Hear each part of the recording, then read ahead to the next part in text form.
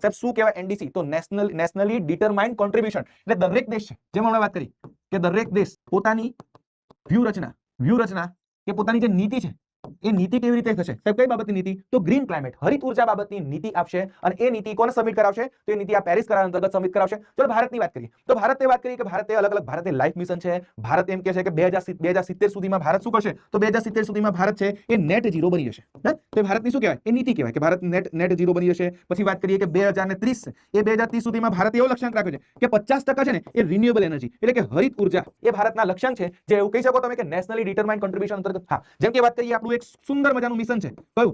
Mission life, એટલે કે પર્યાવરણને અનુરૂપ જીવનશૈલી. તમારી જે જીવનશૈલી છે ને એ કેવી હોવી જોઈએ? પર્યાવરણને અનુરૂપ હોવી જોઈએ. ઘરથી બહાર નીકળો, બિનજરૂરી સાહેબ તમે લાઈટ પંખા છે બંધ કરી દો, એસી જ્યારે તમે ઓન કરો તો 24 થી નીચે ન હોવું જોઈએ. પછી બને તો હવે ધીરે ધીરે ઈવી છે એનો ઉપયોગ કરો. આને કહેવાય લાઈફસ્ટાઈલ ફોર એન્વાયરમેન્ટ.